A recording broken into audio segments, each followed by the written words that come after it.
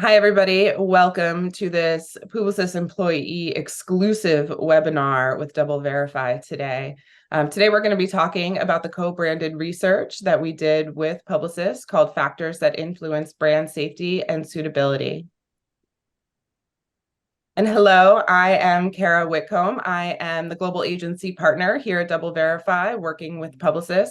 And I'm joined today by Colette Spaniolo here at DoubleVerify, as well as Yale Cohen. Thank you for joining us today. If you guys want to give a little intro of yourselves. Sure. Yale Cohen, the EVP of Global Digital Standards for Publicis Group. Hi, I'm Colette Spaniolo, VP of Marketing Analytics globally at DoubleVerify.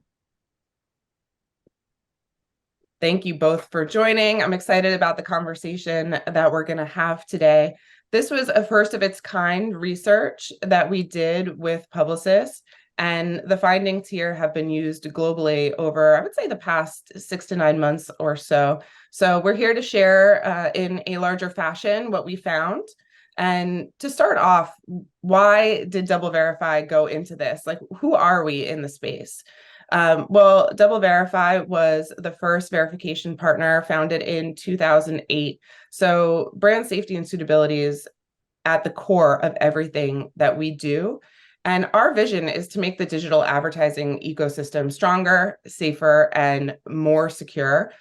We work across platforms to measure, report, and act on media quality concerns, from fraud to viewability to brand suitability.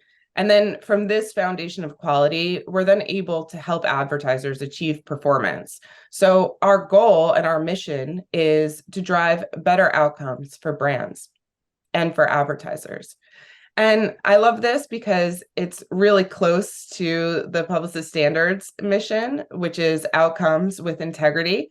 And that's something that we'll be talking about throughout this research. Yale, how did you come up with outcomes with integrity? It's been a long journey, and back in 2020, we introduced this concept around brand integrity and really trying to fundamentally understand from a consumer's perspective how brands can be more mindful of their purpose. And we've seen this trend over time that consumers are starting to make more and more decisions based off of that and their beliefs and why they purchase one product over another product.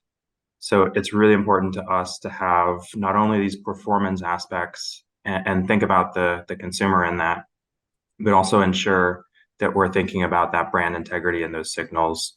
And that's certainly why we partnered on this research to start to think about the consumer perspective around suitability. Well, that's a great intro to how this research really came about. When you were thinking about doing this research, could you talk a little bit about the brands that participated and your hypothesis? Like, what were you hoping to find? Yeah, we did this over a period of time to understand consumer perspective, and we looked at a few Publicis brands, Comcast, Kraft, and Reckitt, to really understand more, going beyond just brand safety, and really try to understand consumer perspective. As the advertisers and the marketers approach these types of spaces, it's really interesting from a nuanced perspective how we categorize certain types of content and what we make decisions and we have our own biases. So this was a really fascinating data-driven approach to understanding consumer perspectives versus us as the marketing community to give us feedback. And you'll see throughout this the research, it really helps our agencies become very smart about the nuances to brand suitability versus just brand safety, which we're really trying to avoid. And our partnership through DV helps us to avoid that and block that on 100% of Awesome. I know when I joined DoubleVerify about a year and a half ago, this was already in progress. So I'll hand it over to Colette, who can talk a little bit about how we came up with the methodology and how we were actually running this research. Great, thanks, Kara. So Yeah, we did this on a quant study. So we partnered with Sapio Research to do a survey across 19,000 respondents across 17 countries worldwide. We had a good demographic split as well, based on gender, but also urban versus rural areas. And within each of the markets that we tested, how they were distributed demographically as well. I do want to highlight how we actually approach this. So at the bottom here on the left-hand side, you'll see the first question that we asked consumers for each of the categories that we tested. We tested 10 categories. And the first question we asked them was, how suitable is it for this content to have any ad next to it? So we showed them just the content stimulus, and we did not show them any ad adjacent to it. That really gave us a really interesting baseline without kind of tainting their responses with associating with a specific brand or a specific ad. And then only after we captured that response for each of our content stimuli, then we asked an ad specific question. And we rotated through different verticals and different ads that we tested. And we asked, how suitable is it for this ad to appear next to this content? And then we saw very different responses, which we'll get to in a little bit. Great. We also regionalized all of the content, which is really important for some of these markets. So we translated the exact same stimulus into local languages, and respondents were able to choose the language that they did the survey in. Nice. And what was it that we hoped to find? What was our hypothesis going into this? Yeah, a few things. Like, I think we have had a lot of recommendations. So I've been at DV 8 years. So over the 8 years, we've had a lot of assumptions about brand suitability and brand safety that we have used as part of our kind of core for what our recommendations are for clients and what they should think about when they're building a brand suitability profile. And what we tested was really not about the brand safety floor, which is the most egregious categories, right? We didn't bother testing those because all Publicis clients avoid that, first of all. But also because generally as an industry, we're kind of aligned, like everyone wants to avoid that content. On the other side of the spectrum, we didn't bother testing any categories that were really benign, right? Like things that most advertisers have no problem appearing alongside. What we focused on for this research was really the stuff in the middle, which we tend to have a lot of conversations with clients about, and they are on the fence about including those categories in their profiles for various reasons. They're either sensitive to it, but they don't want to limit scale, or they're not sure exactly what that means when it comes to how consumers might respond to their ad being alongside that. So what we wanted to do here overall was kind of get some kind of data-driven story behind why an advertiser might choose to avoid or not avoid that kind of content. So that was like our overall, what we were hoping to find. Our hypothesis was that a lot of this content was probably more suitable than most advertisers were expecting, which we will see did come to fruition in a little bit. But I think the way we approach this and why we approached it this way is because we thought that consumers didn't really know it until they saw it.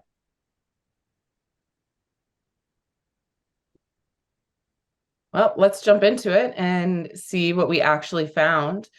So taking a look at this, these are the factors that came out of this study. So the where, what, who, and why. So we believe that your brand suitability profile must consider all of these factors, and that was supported by the research that we did. I think when I look at this instinctively, I feel like this is correct. We've been talking about as an industry for a really long time that you want to serve the right ad in the right place at the right time to the right person. And that is the basis of, say, programmatic, of the growth of data usage across the industry. And here we can see that this also applies on the consumer end as well. So it's really the first time this information has been validated with research from a brand suitability and safety perspective. Yeah, and Yael, I feel like we focus a lot on that pink area, the why, the reputation values, intention of the brand. We're going to talk about that again later, but I think when we were like at this inception of this research, what we were talking about a lot was the why is really what we mainly talk to brands about, but the what, where, who is really what they need to think about when they're thinking about the application of brand suitability, right? So I think this is a really good one to talk about for brand integrity and the why behind we make some of the decisions that we make as marketers. And this is a really important one to understand consumer perceptions. So we have those insights into the why to really protect brand integrity of our brands. Absolutely. And I think for a lot of brands, regularly there's a brand-centric view of what is suitable. So we work a lot with our brands to understand what's important to them, what are their values, and what do they care about. But I think it's missing the other side of the coin.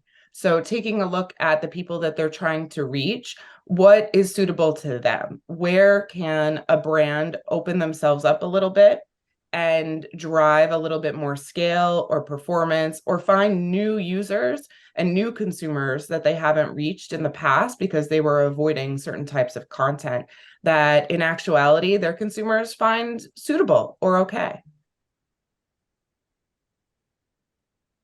Well, now that we know the four pillars or cogs of the wheel here, let's take a look at the actual categories that we went through. Cool. So it's a bit of an eye chart, I know, but we're going to talk about the where first. So kind of segueing from what Kara was just saying, this is what we mostly talk to advertisers about, right? This is really what they usually focus on, is just the actual content itself and the adjacency to that, right? So they're thinking about categories. They're initially thinking, okay, I'm just thinking about negative financial news. That's that top category, right? And I'm just thinking about the type of content that might fall under that. And that's what I build my brand suitability profile on. So this is really like the baseline for what we usually build brand suitability profiles on. But we saw when ad-free content, so again, that first baseline question was actually asked to consumers, the majority of the content that we tested ranked as either suitable, which is that green bar, or neutral, which is the gray. And notice how big that neutral is. I think this was one of the most intuitive things that came out of this research. Most consumers are just cool with it, right? They're either saying, yes, this is suitable in general to have any ad next to it, or it's neutral. It's not suitable or unsuitable, which makes a lot of sense when we think about how brand suitability is brand specific. And once we layer an ad alongside it, that's when we might see differences in this. But overall, like I think one of the things that we talked about with this research was that suitability is not a binary decision, right? Yael, can you speak a little bit more about that from an advertiser perspective? Like something is very rigid to advertisers in our, even in our profiles and how we build them, it's either suitable or not. This kind of this research kind of shows that it's not that simple, right? Yeah, I think as the 4A's APB started to create some of the baseline for safety and suitability, and then pushing it into GARM for in 2019, 2020, and creating these more standard definitions. There's this really great distinction now between what is brand safety and suitability, and I think hopefully the industry has really rallied behind avoiding 100% of safety incidents. But this is where we get into something where marketers have these controls for high, medium, and low against certain types of categories, against the 12 categories. But now you're actually starting to see from a marketer perspective, we're opting into these things based off of our own nuances, what we think of the consumer will perceive of our brand.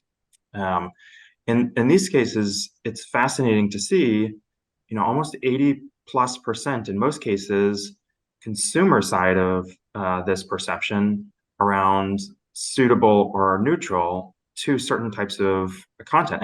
And as Colette said, these are the content categories that we talk about as like the most controversial or understanding, like which ones should we set in this way versus this way. There's a lot more categories, and most of those are not like controversial. And if we did the research across every single one of them, we'd actually see probably more suitable and neutral for the less divisive ones. So this is a way for us to actually have a way to opt into certain types of settings in a much more data-driven way. And what's really fascinating is some of the slides that you'll start to see where we can actually do that on a brand basis, on a country basis, and have even more nuances at the demographics as well. Great.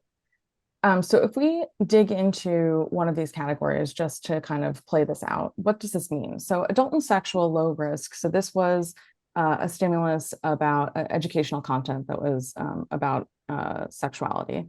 And what this means is that 51% of consumers saw that without any ad next to it. And they said, I think this is suitable to have any ad next to it. A big chunk also said they were neutral about it. And then 18% said that this was unsuitable to have any ad next to it. This is important because I think when we're talking about brand suitability, despite the name, the suitable part, we're really talking about the pink here. We're talking about the unsuitable part, right, with advertisers and what they want to avoid when it comes to this.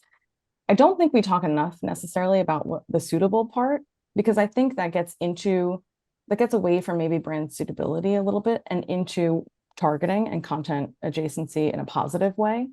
And that's usually not what our conversations are focused on when we're talking about brand suitability.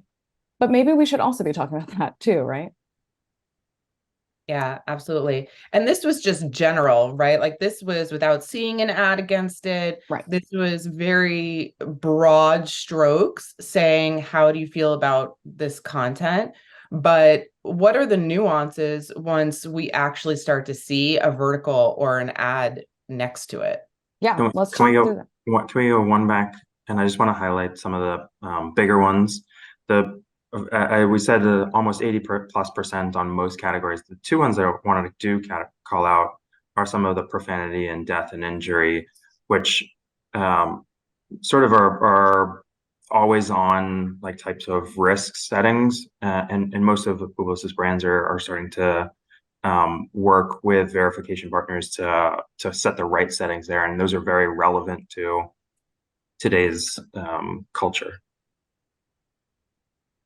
Yeah, absolutely. I think for these, you definitely have to be responding to real-time events. And we all know that these are exceptionally difficult times for many people right now. And the news cycle has been fast and furious for quite some time now. So keeping in mind what is going on across the globe and how people are feeling is incredibly important. And you should absolutely be leaning on your verification partner to help you strategize against how to adjust your settings and make sure that you're reacting to real-time news events and keeping in mind what's going on across the globe or what could be coming up on a very fast basis across just the media that you would be buying against. Yeah, and I think this helps our brands also if you do have a strategy around investing into trusted journalism to really understand where to avoid within some of those places and where to actually lean into it based on some of the categories here and the nuances. So it's a really good way for understanding consumer perception, so how you can do that very responsibly. Absolutely. And of course, that's going to vary by the industry that you're in and how consumers feel about surrounding some of that content. So I know, Colette, you were talking specifically about one category that we have that has 3 different settings. So we have a few categories, about a dozen that have different tiers to them. So you can really adjust how you want to be surrounding or what type of content in this category you are okay with. And so one of them is adult and sexual, and we were looking at the lowest risk setting. So really that's going to be comprised of educational content, things that are fairly benign. But there still was some interesting findings around that category.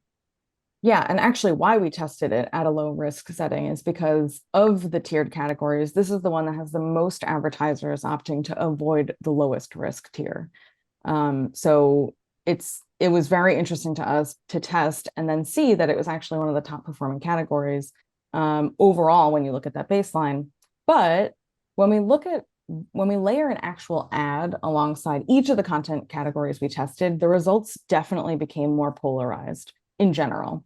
So consumer perception is definitely brand specific, vertical specific. So just taking out that adult and sexual content, when we layered a healthcare ad alongside it, it looked even more positive than the overall baseline, right? Which is pretty rare actually across this survey. Consumers don't know it till they see it, though. When we layered an alcohol ad alongside the exact same content, a lot more consumers said that it was unsuitable, almost half actually. That really eats into that 80% that we were talking about earlier, right, Yael? And this is a really great juxtaposition to show why brand suitability is brand specific. Another example, we have 4 here. Another example is violence content. So this was a medium risk setting that we tested. Again, something we have a lot of conversations with advertisers about. This was a dramatic fictional depiction. It was actually a video game, a violent video game. And when we layered a tech device ad alongside it, more than half of consumers actually were in the green. So that gray area even shrunk, which makes a lot of sense. To play a video game, you kind of need a tech device, right? And so consumers found that really suitable. But when we layered a CPG ad alongside that, we saw that really swap, and more consumers thought that it was unsuitable. On alcohol, I think this is probably the most intuitive one and the one that we can easily explain. This was a medium risk setting. It was actually an article about newsworthy research relating to alcohol, underage drinking, actually. And when we layered an alcohol ad alongside it, again, more than half of consumers actually found that to be suitable.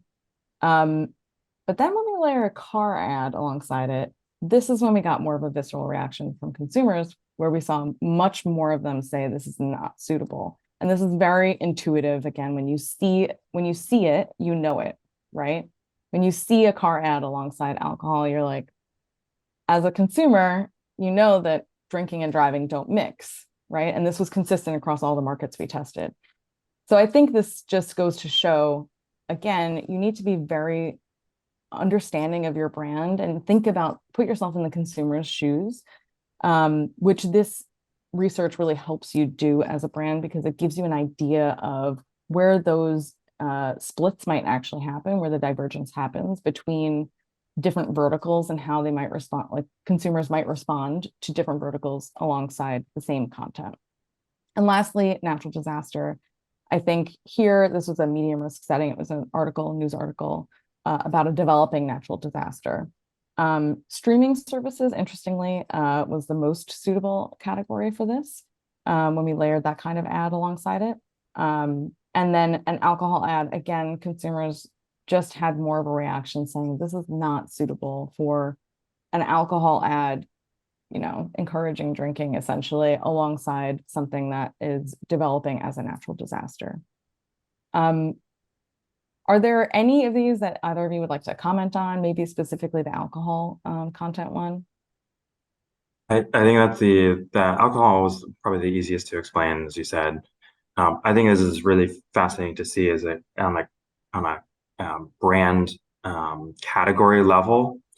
Many of the people within Publicis who were switching accounts or going from one client to another over the course of our careers every few years, or marketers are switching from one category to another category. And it's really important to understand, like, these aren't just take one settings if you work on a brand and then translate them to another brand. There's so many nuances to this that this really helps brands and categories understand like how to use this type of information and data in a much more nuanced and strategic way. If you're not resonating with your consumer and you find like the car ad unsuitable, then I think that shows a lot. And this is a way for us to become smarter at the way we help inform advertisers and brands to show up in the where and what.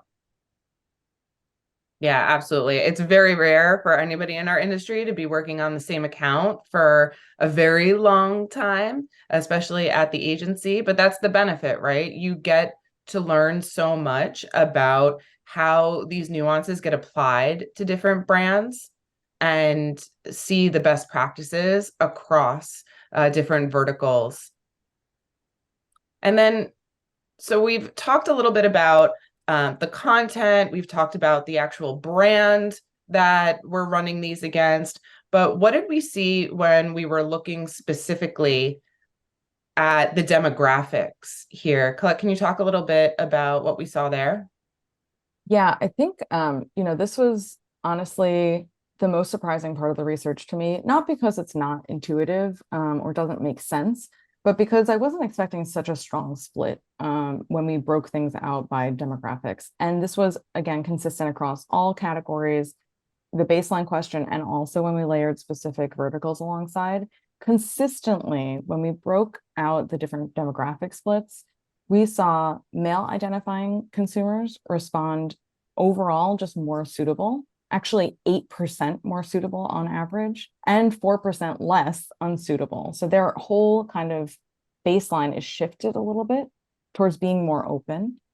When it comes to areas, we saw a strong split between urban areas responding generally, again, that kind of baseline is shifted for them to more suitable versus rural areas. And then age, I think, was probably the most interesting one when we broke it out a little bit more. A younger demographic gave higher suitability rates overall compared with older respondents, and had a more favorable response to every single stimulus that we tested. They were generally more open to certain types of content, which we'll get to on the next slide. But on average, older consumers were 17% more likely to rate content as unsuitable when compared to the younger demographic. So there's like a really strong split here that I just wasn't expecting it to be as statistically significant as it was. But this just goes to show, again, going back to brand specific, right? It might even be campaign specific that we need to talk about, which I feel like we don't generally have or didn't before this research as a best practice for brands. But if you have multiple brands, you're a big advertiser with a lot of different brands under your umbrella, you might want to think about not having a single profile that is carried out across all your brands, but you actually want to look at each brand. If you're targeting young urban males, right, you're probably going to be more, or maybe you should be more open to certain types of content, a little bit more less conservative than if you are targeting older females, for example. And I don't think that we ever had, before this research, any kind of quantitative study or data to back this up, right?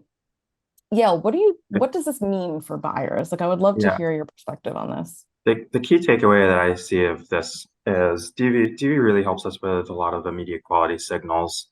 And this is a really fascinating thing.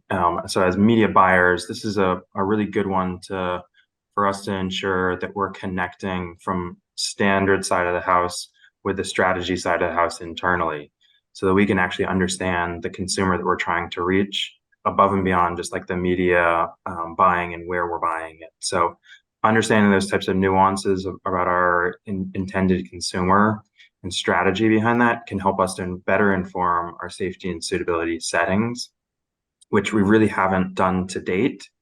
And this is the first time, as Colette said, we have this type of data and insights to actually take that strategy and work across media and strategy together to be much better and strategic for brands.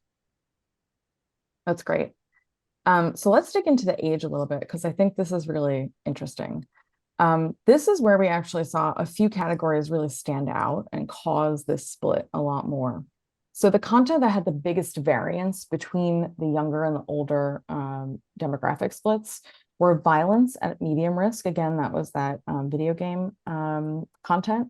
And then profanity high risk which again, as Yale said, was one of the more kind of split ones overall, even when we just looked at the baseline and didn't add an ad alongside it.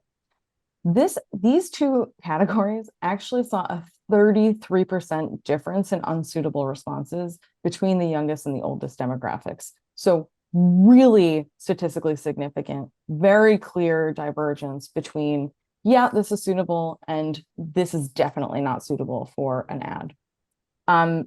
Interestingly, the common thread between these two is that they were both in social environments, right? So the stimuli themselves for the content were on social media. And I think this kind of speaks to, again, something that might be intuitive, but first time we have data to really show this. Older consumers might be more sensitive in this environment in general, while younger consumers are more open to advertisers actually appearing alongside content in that social context and in-feed context.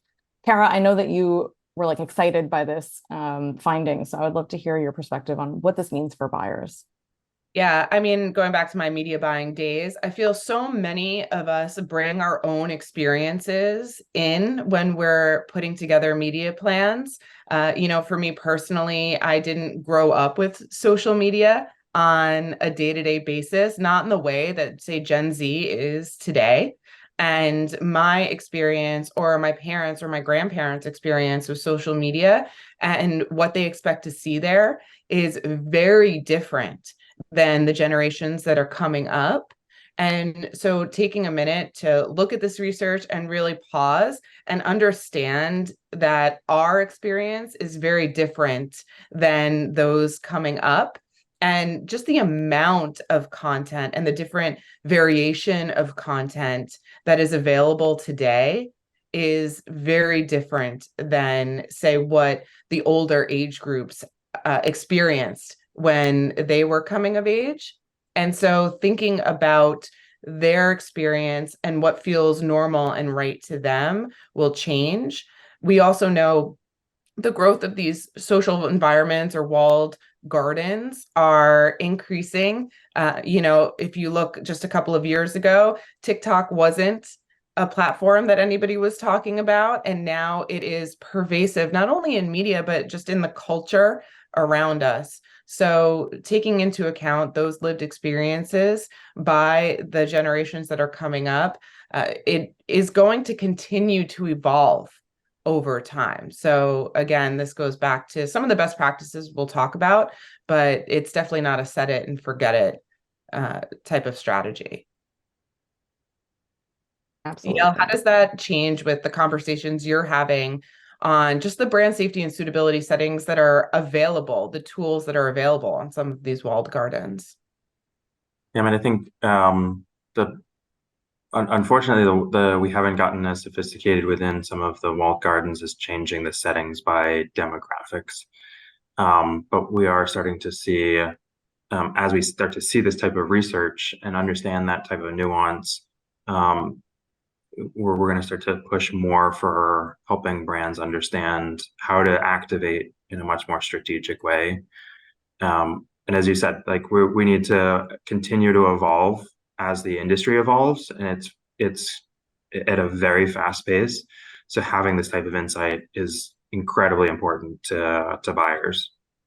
Yeah, and this is something that we talk about in terms of partnership all the time is how can we push the industry forward and come together as a team to these social environments and platforms to say these are the types of settings and tools that we need available on your platform so that we can really have the best experience and make sure that the consumers have the best experience on those environments as well.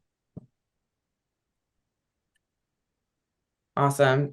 So this was not just a US-based research study. As Colette said in the beginning, we went across 17 different countries. So we have learnings for each of these regions as well that are very localized, very nuanced. And this research has gotten a lot of legs.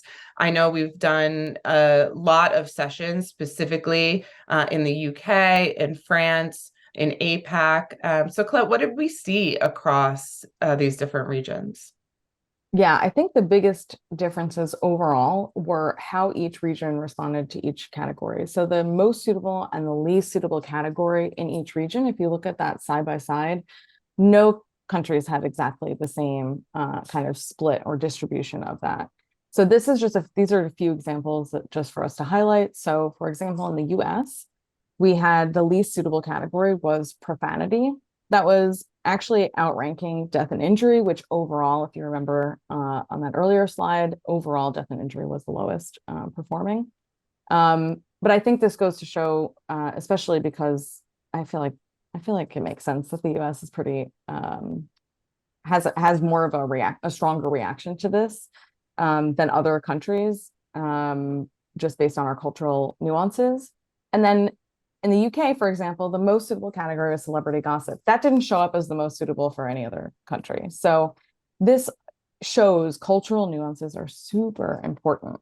And actually, if you go to the next slide, I want to highlight a specific nuance, which is alcohol content as category.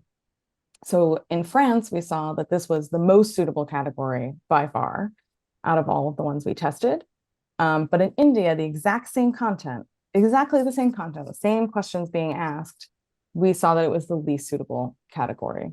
So this is a very easy juxtaposition. I think it also makes a lot of sense intuitively of where the same exact content could be completely suitable to one environment, one group of people, and very, very have a really strong unsuitable reaction in another market or in another category. So yeah, I just wanted to highlight a few of these markets, but as Kara said, across all 17 markets we tested, we have detailed analysis for all of them, and definitely each market is pretty nuanced in how we saw their responses. So definitely encourage you to reach out to us if you have any questions about your specific markets. Yeah, and I know there's a lot of global teams on the line. So DV is a global company and we have offices all over the world, and we work with brands on a local basis. So we might just work with them in one region or one country, but we also have a lot of global brands that have chosen us as their verification partner. And we work with them to really regionalize a lot of their brand safety and suitability settings and take what we've learned over the years of doing this in different countries to really find the best practices per country. There's so many different ways to look at this. The cost of media is different in different countries. The type of media that is most prevalent or most consumed is different in different types of countries. So that's things that we're here to really help support. And Yale, obviously, Publicis is a global company as well. So your team is not just a US team. Yeah, this is incredible insight, especially as we work with across global brands. And what helps me particular and selfishly is talk to global procurement for those brands so that they can understand the nuances and not try to set something at a global level. And as Colette and Kara said, we're both global companies. Please reach out to understand like how you can actually understand the nuances for your local market here. And then what does this all mean? So we gave you a lot of information and walked you through the research. And if you want to understand or dig into anything in particular, please let Yale or myself or Colette know, because there's so many things to take away for your specific brand. But these are the overall best practices for your brand safety and suitability strategies that we worked on with Yale to develop. So really the first is to plan for success. You want to make sure that you're documenting your brand's values and sensitivities and understanding where they're coming from. What are they comfortable with? And then couple that with this research to consult with them and be a good consultant to understand where they should be making some shifts or changes, or be a little bit more open based on what they're trying to achieve. And then understanding your risk settings.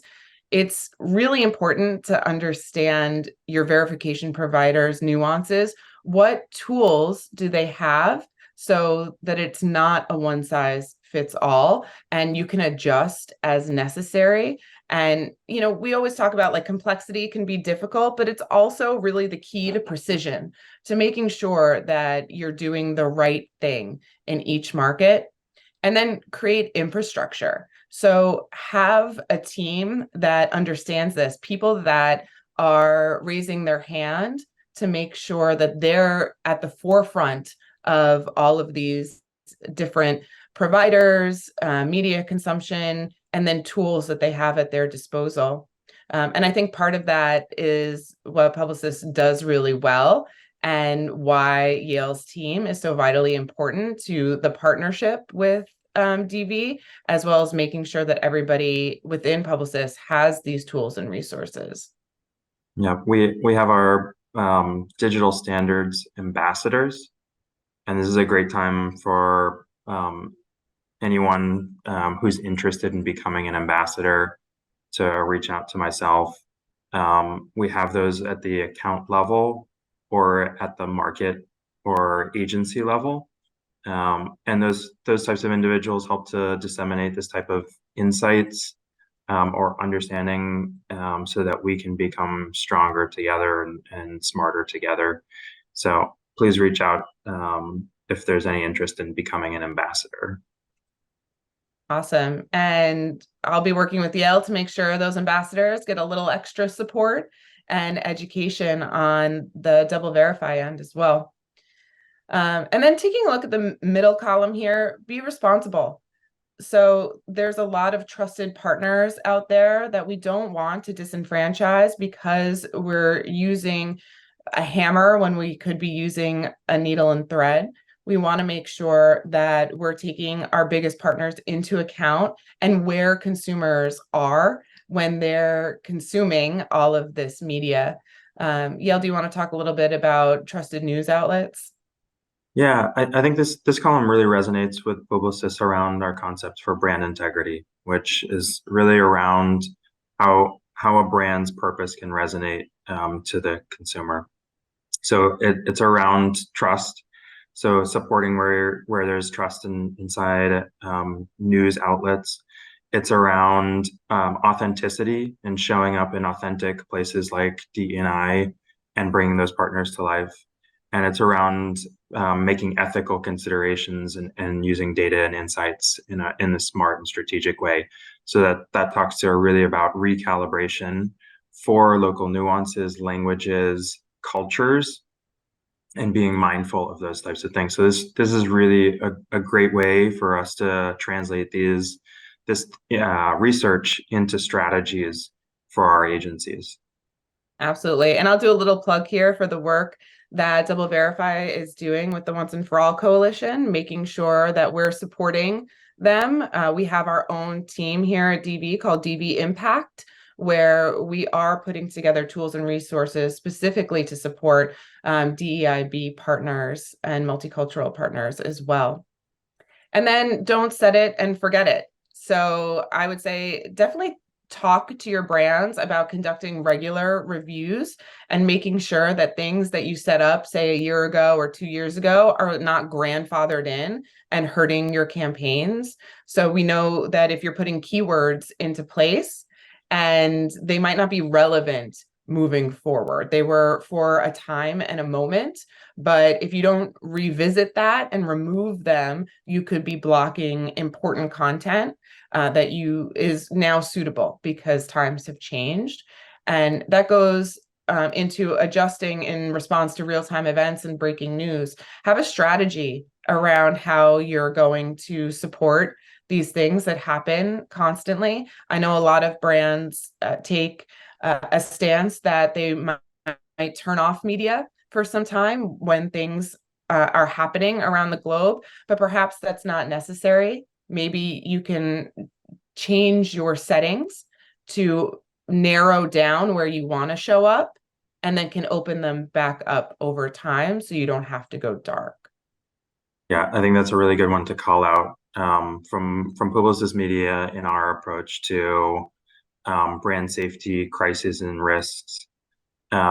We have a very consistent approach to understanding the impact to brands, and try to ensure that we're working more strategically with verification partners to understand the nuances for each brand.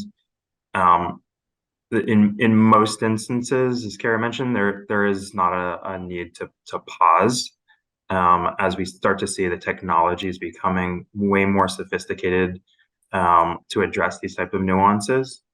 And they're also reacting in real time to identify and remove, filter, block, screen out certain types of content adjacencies in real time.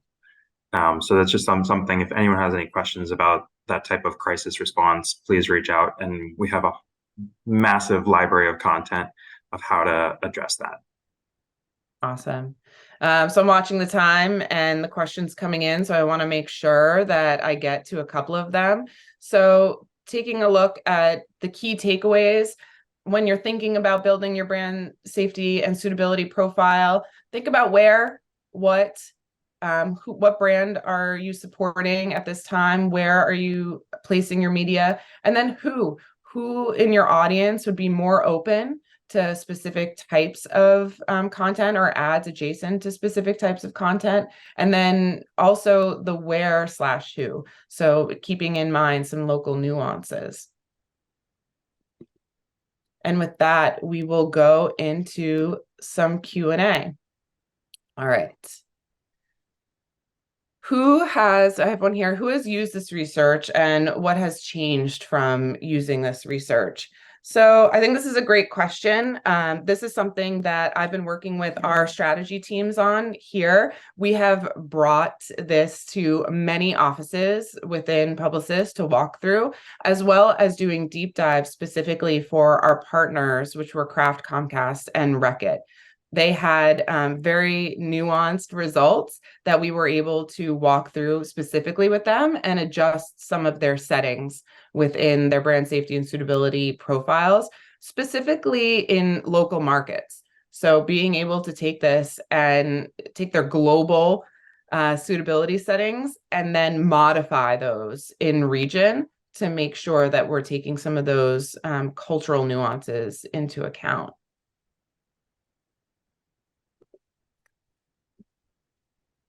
All right. Well, speaking of, here's a good one. What about applying country nuances? Does that mean I should always avoid alcohol in India or target alcohol in France? Colette, I'll let you take this one. Yeah, I think this, we never intended for this research to be end all be all. And I think what the research actually shows is that you do need to take a lot of things into account when you're building a brand suitability profile, not just the market, but you also need to think about your brand. You need to think about your demographic audience. You need to think about what types of content is going to fall within each of these categories and what tier do I want to adjust to for my specific brand. So the whole point of this research is that there is no hard and fast rule that you should use always to avoid everything, except maybe when we're talking about the brand safety floor versus brand suitability, right? As I'm sure all of you know, Publicis overall avoids all brand safety floor content across all of your advertisers. And we partner really closely with the ELS team to make sure that that's consistent globally. But besides that, besides those core kind of floor categories, everything else is something that you should be analyzing. This research is a really important input to your strategy. It shouldn't be something that is a definite yes, no checkbox, right? You really do need to think about everything that we've just discussed, and especially the why, right? What about your specific brand? Just because consumers say that they think that something is okay doesn't mean that you want to show up there either, right? I think we talked a lot about this opening up scale for brands, but on the other side, sometimes you just don't want to support certain types of content as a brand, and that's okay. You should take into account your own brand's values as well when you're building a suitability profile. So no, you should not always avoid alcohol in India or target alcohol in France, but it's good for you to know when you're building profiles and when you're thinking about the country nuances and cultural nuances that consumers would be more open to that type of content in France and less open to it in India. That's an important input, a data-driven input to your decision making. I think that I know we're short on time, but I know that it's important for the standards teams on accounts to understand what you're of wanting to avoid for your brand, and then for your media buyers side of the house, what you're trying to target. You don't want those to be in conflict. So if you're avoiding alcohol content, you're not trying to target alcohol content. So it's really important to have those conversations across teams.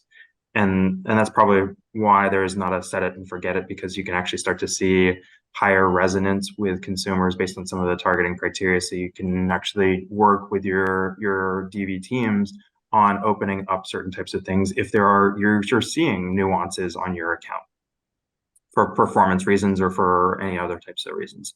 So I think this is what the research was all about, was calling into question consumer perceptions around suitability versus us as marketers and agency teams, and what we think about suitability settings. And there really isn't a one size fits all, and these are highly customizable. And your DV teams and the agency teams really should be collaborating on this to make sure that we've addressed this for brands. And I think that's an important thing to take away from this. Yeah. Yeah. I think so. Looking at time, I think we have time for one more question, and I see one here that looks like it flows really well. Why do I need suitability in addition to the brand safety floor? So I'll give, we just went over all of the different content, and I had this slide in the appendix, so I'm glad I can flash it here for you guys. We have so many different categories, and you can see the brand safety floor there in the purple at the bottom.